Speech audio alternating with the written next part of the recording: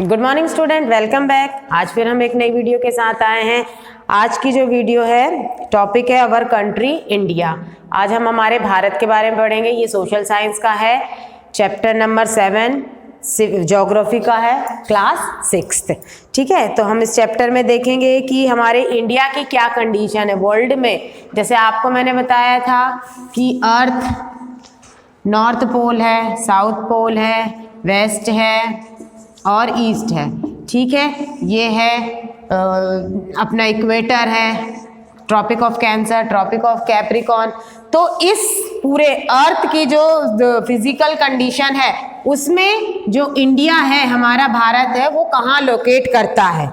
ठीक है, उसकी लोकेशन क्या है, ये सारी उसकी नाइबरिंग कंट्रीज कौन सी है, ये सारी चीज़ों के बारे में हम इस चैप्टर में पढ़ेंगे। सबसे पहले तो हम ये देखेंगे कि हमारा जो देश है वो पेनिसुलर कंट्री है। पेनिसुलर क्या होता है? पेनिसुलर का मतलब होता है कि ऐसी जगह या ऐसा देश जिसके 3 साइड जो वाटर से ढका हो, 3 साइड कवर्ड बाय वाटर, जो पानी से ढका हुआ रहता है उसे हम पेनिसुलर कहते हैं। ओके, और जो हमारी कंट्री है वो पेनिसुलर है, वो 3 ओर पानी से ढके हुए है। उसके वेस्ट में है अरेबियन सी, अरेबियन सी, जस्ट साउथ में है इंडियन ओशियन और ईस्ट में है बे of Bengal.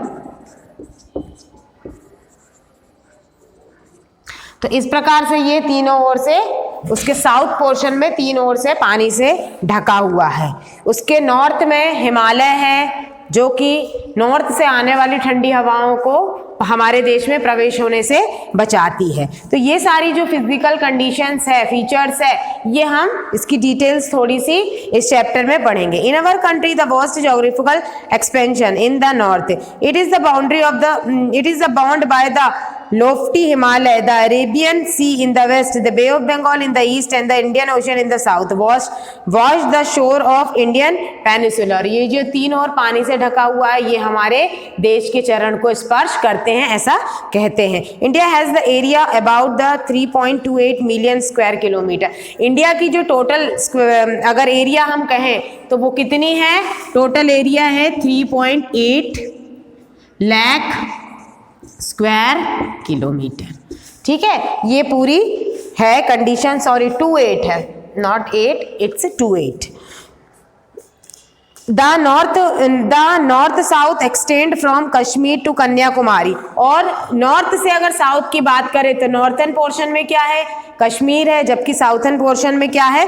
Kanyakumari. Is about 3200 kilometre. अगर हम लंबाई और चौड़ाई की बात करते हैं तो जो इंडिया है उसकी पोजीशन बताते हैं। अगर मान लो suppose this is the India,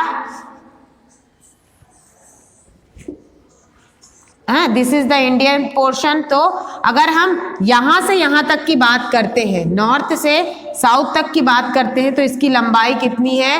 3200 kilometre है। ठीक है, और अगर हम चौड़ाई की बात करते हैं तो अरुणाचल प्रदेश से गुजरात के कच्छ तक का जो एरिया है, अरुणाचल प्रदेश से गुजरात का जो कच्छ का एरिया है, इसकी चौड़ाई कितनी है? 2900 किलोमीटर। ठीक है, तो लंबाई है 3200 किलोमीटर, जबकि चौड़ाई है 2900 kilometre. Lofty mountain and the great Indian desert the northern plain. अब नॉर्थन प्लेन में अगर हम बात करें तो क्या है? हिमालय है, हिमालय इस ओर छाया हुआ है ना, ये पूरा हिमालय से कवर्ड है। और जबकि वेस्टर्न पोर्शन की बात करें तो थार डेजर्ट से ये पोर्शन पूरा ढका हुआ है इंडिया का। There is the great variety in the climate, vegetable, wildlife as well as the language and culture। हमारे देश ही एक ऐसा देश है जिसमें बहुत अलग अलग प्रकार की लैंग्वेज बोली जाती है, different type of language use करते हैं। यहाँ की जो कल्चर है वो भी अलग है, जगह जगहों पर क्षेत्र में कल्चर भी अलग है। वाइल्ड लाइफ यहाँ की जो है अलग अलग प्रकार की, ऐसे बहुत सारी प्रजातियां हैं, वनस्पतियों की प्रजातियां जो हमारे देश में पाई जाती है। वाइल्ड लाइफ, वन्य जीव जो है वो भी हमारे देश में बहुत अलग डिफरेंट टाइप्स के पाए जाते हैं। In this diversity we find unity. लेकिन इतनी सब विविधता होने के बावजूद भी, भाषा में विविधता, कल्चर में में विविधता, क्षेत्र में विविधता, मौसम में विविधता होने के बावजूद भी जो हमारा देश है वो एकता के सूत्र में बंधा हुआ है। We find unity that the reflected in traditional that bind us on the nation, और जो हमारा ट्रेडिशन है वो हमको एक सूत्र में बांध के रखता है। India has the population of more than the 120 crore since the year 2011। जब अगर हम 2011 की जनगणना की बात करें तो 2011 की जनगणना के अनुसार हमारे देश की जो जनसंख्या है, पॉपुलेशन है, वो 120 करोड़ अप्रॉक्स है। तो 120 करोड़ अप्रॉक्स यानी 125 करोड़ के लगभग इतनी बड़ी आज़ादी, इतनी बड़ी जनसंख्या वाले देश में एकता होना एक बहुत ही अलग चीज होती है जो केवल हमारे देश में देखने को मिलता है। It is the second most popular country of the world after China. तो ये जो पॉपुलेशन है ये पूरे विश्व में अगर हम बात करें तो पूरे विश्व में हमारे देश की जो पॉपुलेशन है वो रैंक सेकेंड में आती है आफ्टर चाइना, यानी चाइना में बहुत सबसे ज्यादा, विश्व में सबसे ज्यादा जनसंख्या चाइना में है। चाइना के बाद कहाँ है? हमारे देश में है। नाउ हम यहाँ पे लोकेशनल सेटिंग की बात करते हैं। India is located in a northern hemisphere, the tropic of Cancer passes almost half among the country। अगर हम अर्थ में बात करते हैं तो जो इंडिया है वो कहाँ पर सिचुएटेड है? वो है नॉर्थर्न हेमिस्फीयर में। ये नॉर्थर्न हेमिस्फीयर, ये पोर्शन जो कहलाता है वो नॉर्थर्न हेमिस्फीयर कहलाता है, और ये वाला जो पोर्शन कहलाता है वो क्या कहलाता है? साउथर्न हेमिस्फीयर कहलाता है। और जो ये लाइन है, ये जो इक्वेटर है, ट्रॉपिक ऑफ जो कैंसर है, ये वाला पोर्शन है, जो ये वाला जो पोर्शन है ट्रॉपिक ऑफ कैंसर, ये वाला जो पोर्शन है, इस वाले पोर्शन का जो ये वाली लाइन है ट्रॉपिक ऑफ कैंसर, ये वाली लाइन है, ये हमारे भारत को लगभग 2 पार्ट्स में इक्वली डिवाइड करती है। तो क्योंकि ये वाला पोर्शन नॉर्थर्न पोर्शन कहलाता है, इसीलिए हम कह सकते हैं कि जो इंडिया है वो कहाँ पर सिचुएटेड है? पूरी तरीके से नॉर्थर्न हेमिस्फीयर में सिचुएटेड है। This is the tropic of Cancer, this is the tropic of Capricorn and this is the equator. तो हमारा जो भारत है वो इस लाइन के इर्द गिर्द बटा हुआ, इस लाइन के इर्द गिर्द बसा हुआ है, जिसका ये जो ट्रॉपिक ऑफ कैंसर है इंडिया को 2 भाग में डिवाइड करती है। If we divide the world into the eastern and western hemisphere, which hemisphere would India belong to? Due to the great longitudinal extent 29, there could be the wide difference in the local time of past locate at the 2 extreme point of India. As such, the difference between these 2 points would be about 2 hours। अगर हम लोग यहाँ पर अगर India की जो लंबाई और चौड़ाई के अनुसार हम देखे जाए, लेकिन हमारे देश में जो टाइम जोन की अगर हम बात करें तो हमारे देश में केवल एक 1 टाइम जोन है ना, जबकि हमारे यहाँ का और यहाँ का जो है वो लगभग 2 घंटे का अंतराल पड़ता है। यानी आप कह सकते हो पूर्व दिशा से सूरज निकलता है तो सूरज का प्रकाश सबसे पहले ईस्टर्न पोर्शन में पहुंचता है, जहां पर उजाला बहुत जल्दी हो जाता है, और उसी के अपेक्षाकृत अगर हम आगे के ओर जाते हैं तो वहां पे उजाला 2 घंटे के बाद होता है। लेकिन उसके बावजूद भी हमारे देश में केवल एक ही टाइम जोन को फॉलो किया जाता है। As we know learned earlier the local time change by the 4 minutes of every 1 degree of latitude। अब किस टाइम का जो टाइम जोन का जो सिलेक्शन है या फिर टाइम जोन किसके अनुसार नापा जाता है? तो अगर हम ये पृथ्वी की बात करें तो दिस इज द अर्थ। तो जैसा कि मैंने आपको प्रीवियस चैप्टर में बताया है कि पृथ्वी में एक पृथ्वी को रीड करने के लिए इमर्जनरी लाइन ड्रॉ की जाती है, जो इस खड़ी लाइन को बोलते हैं लॉन्गिट्यूड, और ये वाली जो लाइन है इसको बोला जाता है लैटिट्यूड्स बोला जाता है। ठीक है, तो अगर हम ये बात करें तो हर 1 डिग्री पर 4 मिनट बढ़ता है। मान लो ये वाला पोर्शन और ये वाला पोर्शन, तो इस 1 डिग्री के पोर्शन में हम 4 मिनट्स को काउंट करते हैं। तो इसी के अनुसार किसी भी देश का जो टाइम सेट किया जाता है वो इसी के अनुसार सेट किया जाता है। ठीक है, जैसे कि अगर यहाँ पर कोई कंट्री है और हमारे देश की कंट्री है तो यहाँ से यहाँ तक का हर 1 मीटर का 4-4 मिनट का अंतराल देख के और फिर निश्चित किया जाता है कि यहाँ से यहाँ का टाइम कितना डिफरेंट है, 2 घंटा, 4 घंटा, 6 घंटा, वो इसी के अकॉर्डिंग देखा जाता है। Okay, India's neighbouring country. अब यहाँ पर देखेंगे हम इंडिया की कुछ नाइबरिंग कंट्रीज के बारे में। अब जैसे this is India, neighbouring country के बारे में हम यहाँ पर देखेंगे। अब कि हमारे पड़ोसी देश कौन कौन से हैं। वैसे तो जैसे कि मैंने आपको बताया ही है कि ये पेनिसुलर कंट्री है हमारा, तो इस वाले पोर्शन में तो कोई भी कंट्रीज मतलब कम ही कंट्री है, लेकिन उसके अलावा भी उसके साथ ही हम ये देखेंगे इस पोर्शन में, यानी ये कौन सा पोर्शन है, नॉर्थ और west. North and west portion में क्या है, पाकिस्तान है और इसके ऊपर अफगानिस्तान है। ये वाला पोर्शन जो आपका पड़ जाएगा इसमें क्या है, चाइना है।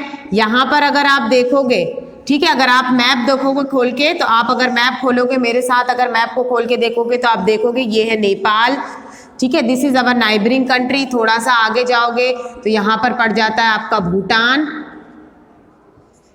ठीक है। और अगर आप नॉर्थर्न पोर्शन में देखोगे तो ये है आपका श्रीलंका,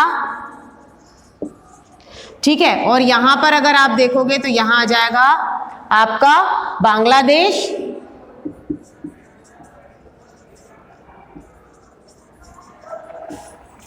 ठीक है। तो ये हमारी कुछ नाइबरिंग कंट्रीज है। इसके अलावा भी और भी अगर नाइबरिंग कंट्रीज हो तो आप अपने मैप में देख सकते हो खोल के कि और कौन कौन सी नाइबरिंग कंट्रीज हैं हमारे देश की। पॉलिटिकल एंड एडमिनिस्ट्रेशन डिवीजन, और अगर हम पॉलिटिकल और एडमिनिस्ट्रेशन डिवीजन की बात करें तो हमारे देश की कैपिटल क्या है, ये तो आप सभी को मालूम है, हमारे देश की कैपिटल है न्यू दिल्ली। ये तो हमारे देश की कैपिटल। इसी के साथ साथ हमारे देश कितने राज्यों में डिवाइडेड है, क्या आपको पता है, कोई बताएगा कितने राज्यों में डिवाइडेड? यस, इट्स 28 स्टेट, ठीक है, ये 28 स्टेट है। वैसे तो 29 स्टेट थे। 2019 में जम्मू कश्मीर जो है उसको, जम्मू कश्मीर को यूनियन टेरिटरी डिक्लेयर कर दिया गया है, जिससे ये जो हमारे राज्य की जो नंबरिंग है वो क्या हो गई है, लेस हो गई है, घट गई है। 29 स्टेट से कितने हो गए हैं, 28 स्टेट हो गए। और पहले जो 7 यूनियन टेरिटरीज हुआ करते थे, अब ये 2 यूनियन टेरिटरीज बढ़ गई है। कौन सी? जम्मू कश्मीर और लद्दाख, ये 2 यूनाइटेड मतलब केंद्र शासित प्रदेश बढ़ गए हैं, ठीक है। तो पॉलिटिकल में हम इस प्रकार से देखेंगे। फिजिकल अगर कंडीशन हम देखें, फिजिकल कंडीशन की अगर हम बात करते हैं तो हमारे यहाँ पर सभी जगह एक समान तरीके से जमीन भूमि नहीं है। कहीं पर बहुत पथरीली जगह है, तो कहीं पर कोस्टल एरियाज है, समुद्र किनारे बसे हुए हैं कोई से स्टेट, तो कोई से स्टेट बिल्कुल प्लेन है, ठीक है। तो इस प्रकार से अलग अलग जगहों पर अलग, और कहीं पर रेगिस्तान बसा हुआ। जैसे कि अगर हम राजस्थान की बात करें तो वर्ल्ड का जो बिगेस्ट डेजर्ट बोलना चाहिए, रेगिस्तान बोलना चाहिए, वो हमारे भारत में है। और अगर हम नॉर्थर्न पोजीशन की बात करें तो ये पूरा माउंटेन से कवर एरिया है। अगर हम साउथर्न एरियाज की बात करें तो बहुत सारे स्टेट्स ऐसे हैं, उड़ीसा हो गया, केरला हो गया, महाराष्ट्र हो गया, तमिलनाडु हो गया, ये कोस्टल एरियाज हो जाते हैं, ये समुद्र किनारे बसे हुए।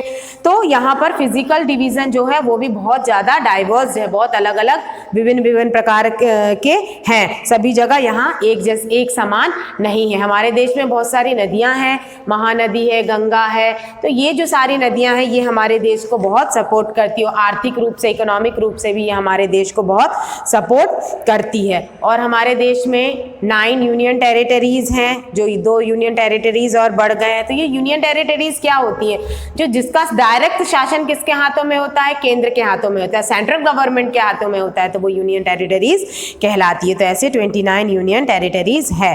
तो देखा हमारे देश में कितने प्रकार की वैरायटीज है, लैंग्वेज की वैरायटी है, लैंड फॉर्म्स की वैरायटीज है, और नाइबरिंग कंट्रीज कैसे हैं, और सभी जगह एक जैसी बोली नहीं बोली जाती।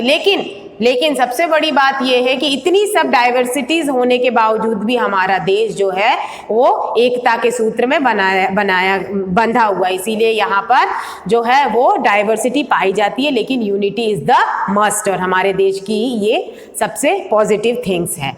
ओके स्टूडेंट्स, तो यहाँ पर ये चैप्टर खत्म होता है। Thank you and have a nice day.